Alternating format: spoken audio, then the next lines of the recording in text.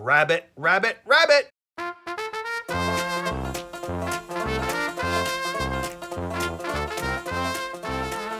That means it's time for highlights from the Old Farmer's Almanac, plus the story of the month. All right, so here we go. The third, there's a notation that says, thunder in September indicates a good crop of grain and fruit for next year. On the 9th, cranberry bog harvest begins in Cape Cod, Massachusetts. On the 17th, the 19th, and the 20th, those are Ember Days.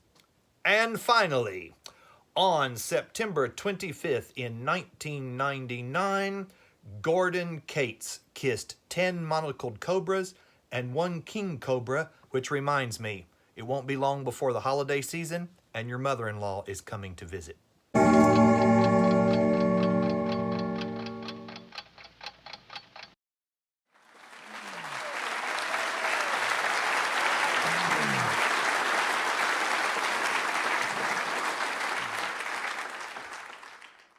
Ladies and gentlemen, children of all ages, kids from 1 to 101, presenting under the production of Irvin Feld and Kenneth Feld here in the beautiful Civic Coliseum of Knoxville, Tennessee, the 110th edition of the Ringling Brothers Barnum and Bailey Circus. I was not like other children. My daddy was a preacher, and people used to always say, "You gonna be a preacher when you grow up?" That just would go all over me. I loved my daddy and I loved the Lord Jesus, but I did not want to be a preacher. No. It was not a still small voice that called to me deep in the shadows and recesses of my heart. No. It was a man in a bright red tailcoat with a big top hat standing center ring in the Coliseum of Knoxville, Tennessee.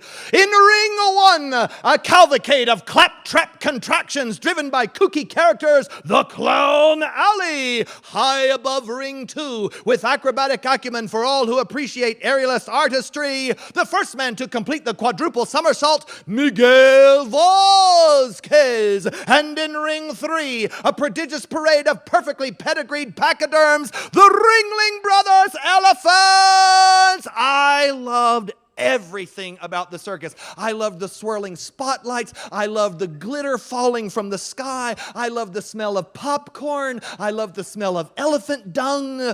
I loved the smell of popcorn mixed with the smell of elephant dung. I had to be a part of that world. And so when the show was over, I bought the 32-page full-color program. You can't enjoy the show without one. I asked my mom later, I said, "When did you know that I was going to grow up to be in show business?" She said, "When you were 6 years old and we took you to see the circus in Knoxville, Tennessee." And you might think, you could not know that as a mother when you looked at a 6-year-old boy. I mean, what boy wouldn't love the circus? But you'd have to know my mom. My mom has very, very poor vision. She is legally blind. She can see, but not well enough to drive. She has to read very large print, and she often suffers from headaches from eye strain. So when we went to the circus, she couldn't really see the show. It was just a lot of swirling color and noise to her. So she spent 2 hours watching me as I watched the greatest show on earth. And she said, "I could see it in your eyes." She said, "I didn't know the path that would get you there, but I knew without a shadow of a doubt you were destined for a life in show business."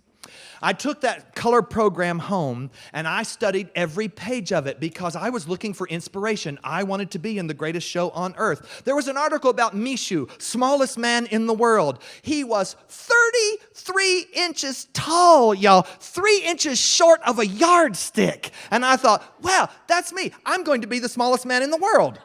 And my mom took me into the kitchen and showed me where my parents marked my growth with little pencil marks on the kitchen door. I was already a head and a half taller than smallest man in the world, so that was out. Now, I went back to the program, and I found an article about Lou Jacobs, master clown for Ringling Brothers Circus. God bless Lou Jacobs, 65 years in the circus helping folks forget their troubles and laugh. And I thought, that's it. I'm going to be a clown. I want to be just like him. He was August, not all that white face, just a little bit of makeup and a big red nose and lots of fun.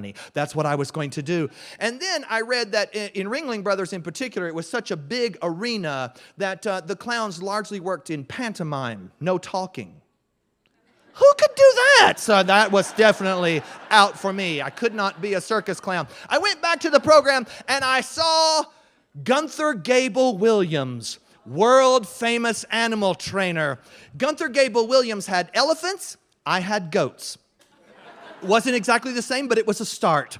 I had a milk goat. My daddy thought that would build character. He had a milk goat when he was a little boy. We never drank the milk. We would just milk it and pour it on the garden for fertilizer. But I had to milk the goat morning, noon, and night because that built character. Goats are smart. They're very agile. They have good balance. You can teach them lots of tricks. So I got my milk goat and I taught her tricks. Actually, she would have kids every spring. Then you'd have 2 or 3 goats that you could teach tricks. So I taught my goat to walk on her hind legs. I taught her to hop over hurdles. I taught her to pray because my daddy was a preacher. So I would say, it's time to say your prayers. And she'd get down on her front knees and put her head down. Yeah, it was very sweet.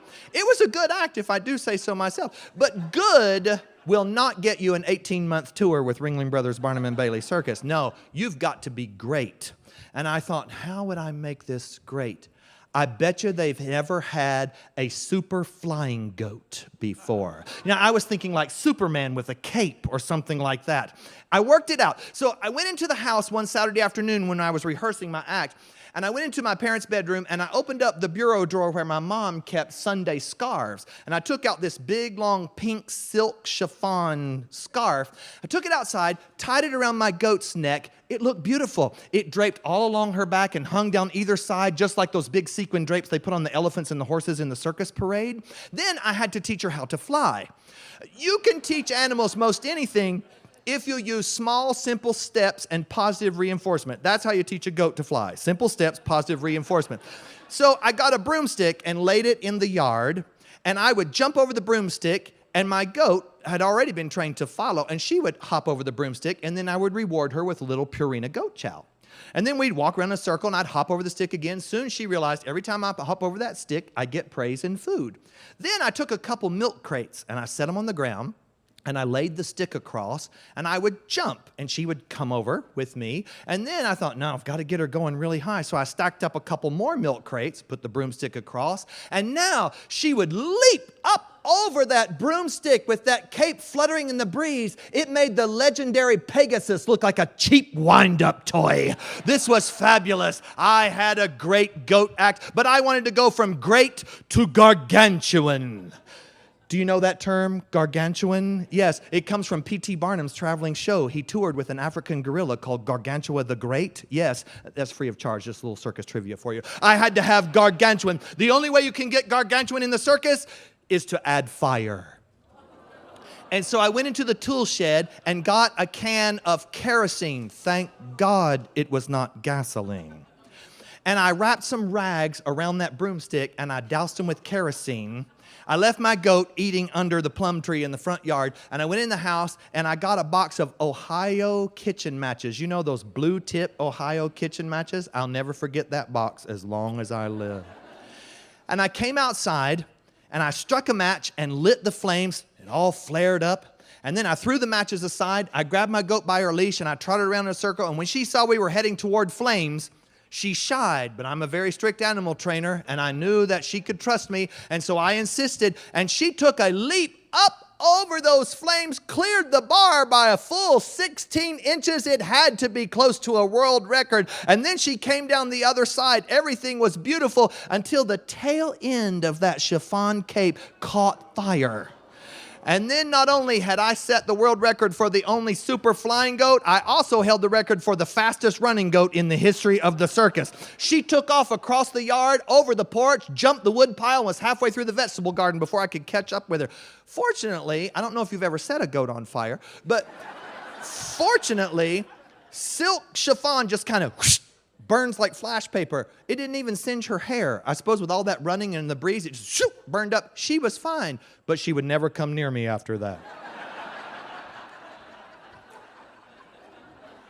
I thought about just, putting my stuff away and not saying a word, but I figured sooner or later, my mom's going to want to wear that scarf, and when it shows up missing, I'm going to have to explain. So I thought, well, I might as well tell her. So I went in and I told my mom, can you believe that I grew up in an era where you could do all that and your mom had absolutely no idea what was going on?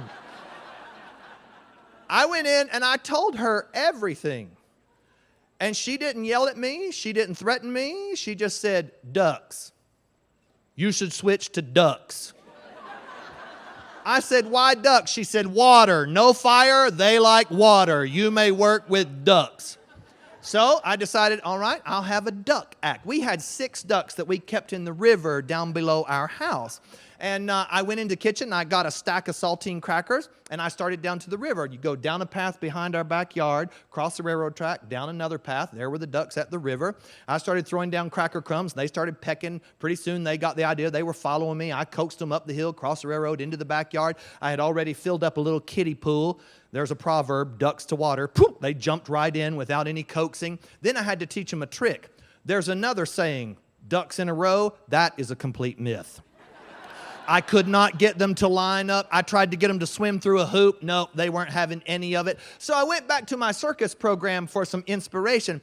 And there was a picture of Gunther Gable Williams standing up proud and tall. He had a piece of meat between his teeth. And there was a big tiger up on his hind legs, and he had his paws on that tiger's shoulders, and he was picking that meat out from between the trainer's teeth. It made it look like the tiger was giving him a big old hug and a kiss. And I thought, I bet your Ringling has never had a kissing duck before. Now, the last time I put a cape on an animal, it didn't turn out so good. So this time I wore the cape. I had a leftover cape from my Darth Vader costume from the previous Halloween. So I put on my cape. I would stick a saltine cracker between my teeth and flare the cape out in dramatic fashion and bend over the kiddie pool. And this little duck, her name was Caboose because she was always the last one in line when the ducks would waddle along. She would swim right over to me and reach up and snatch that cracker out from between my teeth. And then she would imitate my stance. She would back up, her wings flapping wildly, and she would quack very loudly. Actually, I don't think she was imitating me as much as she was absolutely terrified when Darth Vader leaned over her with a cracker in his mouth. But nonetheless, the effect was dramatic, and it served my purpose very well. I was on my way to superstardom when tragedy struck. As is so often the case, the circus life is filled with danger and peril. One Saturday afternoon, I went down to the river to get my ducks. And as we made our way across the railroad track, a train came. Well, I got all the ducks off the tracks except Caboose. And the train got closer and closer, and I knew not to jump in front of a train to try to save the ducks. So finally, I just closed my eyes and gave my duck to God and started to compose a eulogy that would rival that of Jumbo. You remember Jumbo, largest elephant ever held in captivity, 13,000 pounds of elephant flesh. He was hit by a train in Ontario, Canada, and died of wounds hours later, September 15th, 1886. His death was met by worldwide grief and sorrow. When I opened up my eyes, somehow my duck had gotten off the tracks. But obviously, she was responding to that train just like she had responded to me in my cape. She had backed off the tracks, and the last thing to clear the rail was her bill, and the train had chopped it right off. It wasn't so bad. It's like clipping a fingernail. There was no blood or anything. Who knew? And she had the good sense to roll her tongue into the back of her mouth, so her tongue was not affected. But my duck act was ruined. Now I had a duck that couldn't even quack. She just... My world-famous kissing duck act was now a carnival freak show. This was not any good at all. My mom put an end to animal acts. She said, no more animal acts. Well, I am not a person who turns away very easily, so I went back to that circus program. It was second only to the Bible. And I saw the King Charles Troupe. The King Charles Troupe were not unlike the Harlem Globetrotters. They were a trick basketball team, only they did everything on unicycles. They were discovered in Harlem, just like the Harlem Globetrotters, and they toured with Ringling Brothers Circus for 40 years. And I thought, that's it. I could join the King Charles Troupe. All I have to do is learn to ride a unicycle and learn how to play basketball. So I asked my mom and dad for a unicycle for Christmas. And my mom dutifully ordered from the Sears and Roebuck Wish book a unicycle. And as a bonus in my Christmas stocking, I got a rainbow wig and a big red rubber nose. And then at the thrift store, we found this big, long red and white union suit that zipped up the front. So I had my costume, I had my unicycle, but I had to learn how to ride that thing. Well, we lived out in the country. And the only place where you could really practice was a straight stretch of highway in front of our house that had a dead man curve about a quarter mile apart on either end. And my mom said, you can practice out there. But she had a plan. She said, here's what we'll do. Every night after supper, she would make big steaming cups of coffee for herself and my dad. And they'd take their after dinner coffee and go to the end of the straight stretch and stand in the curve and stop traffic so that I could practice my unicycle in the middle of the road. Now, a quarter mile is a long stretch. And my mom doesn't have very good vision. I said, what if you can't see me? And I'm standing there in a rainbow wig and that big nose and striped suit. And she said, oh, I can see you. I can see you just fine. You could have seen me from outer space. Well, I got to where I could ride the unicycle. Well, now I just need to get on a basketball team. By this time, I was entering high school. And so I went and tried out for the B team of basketball. And when the coach saw my ball handling ability, and maybe it'd be more correct to say disability, he said, you know, with your height, I thought you'd make a good center, but I just don't think a ball scholarship is in your future. You keep up that one-wheeled bicycle, there's always clown college. So that was the end of my circus career. I don't know, I haven't ridden a unicycle in years. I don't know if it's like a bicycle. You know, they say once you learn to ride a bicycle, you never forget. I can tell you this, many a motorist had a memorable experience when they came around the curve on Highway 119 and saw the first drive-through circus that has ever graced the stage of America. I left ball tryouts and went to auditions in drama club and found my people. A whole room filled with people who were just as weird as I was. I did very well as a drama student. In fact, I did well enough that in the summer between my junior and senior year of high school, I auditioned for a traveling show. It was a Broadway-style musical celebrating the 200th anniversary of the signing of the U.S. Constitution. Patriotic numbers, lots of flair, and lots of excitement. We would leave Greenville, South Carolina, and travel all the way to Vermont and back, performing 8 shows a week, just like Broadway. Now, because we were students and not professional actors, you were not paid to be in the show. You had to pay to have a part in the show. And so there was lots of fundraising. And my mom said, I can help you with that. I know exactly how we can raise your funds. She worked at a little country store. And they had a couple gas pumps out front, and inside they made sandwiches and sold chips and pop and stuff for workmen. And there was a particular clientele that would come to that store. They were known locally as Kjarn, which is the Kentucky mountain way of saying roadkill, carrion. Yes, lazier than Kjarn. And these men would pull up to the gas pumps, go in and order a bologna sandwich, and then expect my mom to stop what she was doing and go out there and pump their gas for them. And my mom would say, any man who is so lazy he won't pump his own gas, he won't wash his own truck. And those trucks would be just covered with dirt and grime. She would draw her finger through the dirt and grime, make big designs, and then she'd turn around and she'd say, look here, this truck's so filthy I could write my name in the dirt. My son's raising money for a trip, and he'll wash your truck for you for $10, and for an extra $5, he'll wax it. So they'd sit on the porch and eat their bologna sandwich, and I had a truck washing business. I'd do their white walls and all of that. Pretty soon, I had earned most of my money. I lacked $100, and I had washed every truck that had come to the store. And my mom said, that's okay, we'll sell dogs. We had a German Shepherd that had beautiful puppies. Yeah, she had beautiful puppies because we had a neighbor with a beautiful male, and we had puppies twice a year, just like clockwork. She always had huge litters, 10, 12 dogs. She had 10 puppies at the time, and she said, we usually would give them away to friends. She said, let's sell the dogs. $10 for each puppy, you'll have the $100 and you'll be ready to go. So we put a little sign up at the country store, letting people know that we had these puppies for sale. People would come in, they would express interest, and the puppies weren't even weaned yet. So my mom, she would take their name and phone number, put it on a list. She'd say, when the dogs are ready, you can come over to our house and pick out the one from the litter that you want. Well, one day this man came into the store And he expressed interest in dogs. My mom said, I think I only got a couple that aren't spoken for. And he said, well, you know what? I will take both of them, but I need to go home and ask my wife if that's a good idea. Let me just run home and do that, and I'll be right back. She said, well, hurry, because I can't hold them for you. So he left. In a little while, another man came in, and he did admittedly look very much like the first fella. And my mom has very poor vision. And he walked up to the counter in the store, and he said, hey, sweetheart, do you have any dogs?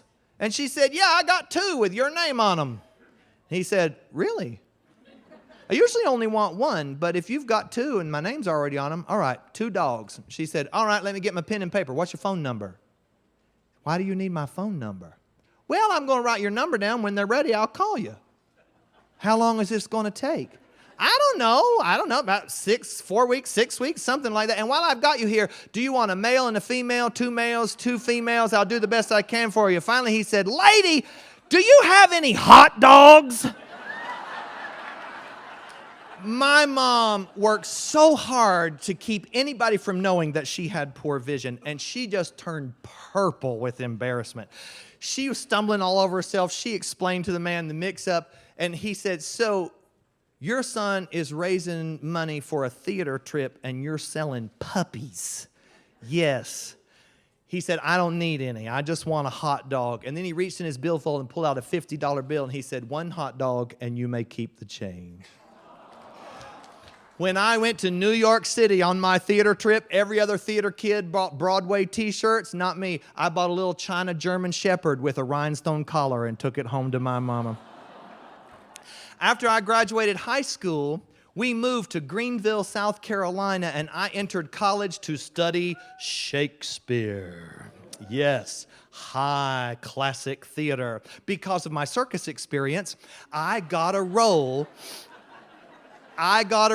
in Julius Caesar, playing who would become Caesar Augustus, playing, what's his name? Octavius. Well, I was thrilled. I had to get all those lines down. Now, I lived at home when I was in college, and my mom had taken a job at a local kindergarten, and since she couldn't see to drive, every morning when I would go to classes, she would hop in the car with me, and I would carry her to her kindergarten and drop her off, and then I'd go on to school, and my daddy would pick her up at the end of her workday. So we had lots of visiting time back and forth in the car. So one morning I jumped in the car, and as we were driving along, I said, Mom, I'm supposed to be off book for Act 5 today. I've got to have all my lines in those scenes memorized. Here, you spot me, read my cues, and see if I can quote this stuff. And I handed her my copy of the script. And she took one look at it, and she said, I can't see this small print. You know my vision. And she tossed it in the back seat. I said, what am I supposed to do? I'm going to get yelled at. I could lose my role if I'm not prepared. She said, well, there's only one thing to do. Oh, what's that? She said, so how's it start? I said, what do you mean, how's it start? She said, the scene that you're working on. How's it start? I said, well, I walk in and I look at the guy who's playing Mark Antony and I point out as if I'm looking up to some hills and I say, nay, Mark Antony, our fears are answered. You said that the enemy would keep to the hills in the upper regions, but here they come down before us with their banners of war in full show. She says, is that it? I said, yeah, that's it. She said, no, what does he say back to you? I said, well, then Mark Antony says, tut, tut, Octavius. They come with their bloody banners hanging out, making a goodly show, but they mean to strike fear in our own hearts. They want our hearts to melt within us.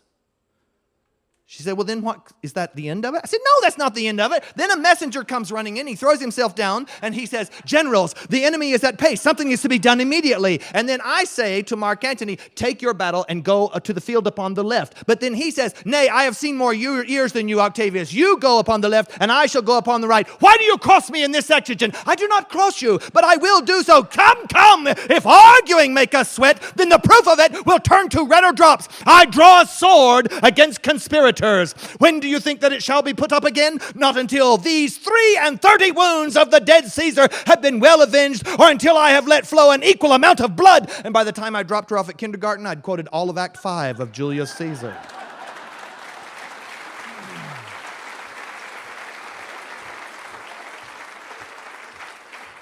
Rehearsals were a long day for me.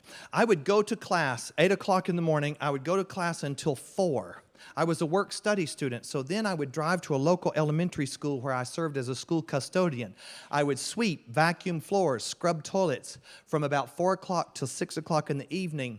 The principal would allow me to lock the school, hop in my car, go back to college. I would rehearse Julius Caesar from 6 until about 9 at night. Then I would come back to the elementary school and vacuum floors for 2 more hours.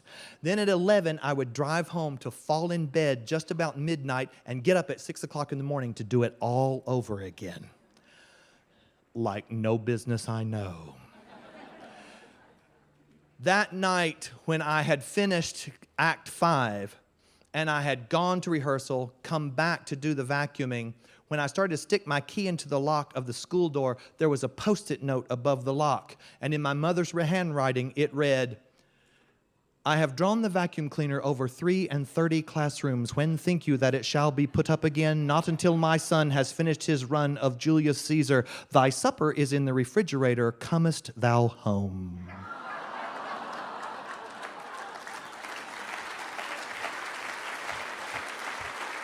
And for the rest of my run in Julius Caesar, my mom would have my dad take her to my job site and do all my vacuuming for me. When I finished college, I left home and moved to Charleston, South Carolina. And after a while, I started working as a professional storyteller. And not long after that, the circus came to town. I was on the front row to see Circus Flora, a small European-style circus, one-ring affair in a tent just about this size, only the ceiling is mounted much higher because traveling with them was the world-famous Flying Walindas. First family of circus, y'all. I was there an hour before showtime, and they announced that it was not printed in the program, but the Walindas were going to present just before intermission their world-famous 7-man pyramid. And when they said that they would have no flash photography and everyone must remain silent, they really meant it. It's one of the most dangerous acts in all of the circus world. We sat in complete silence as 2 men took to the wire.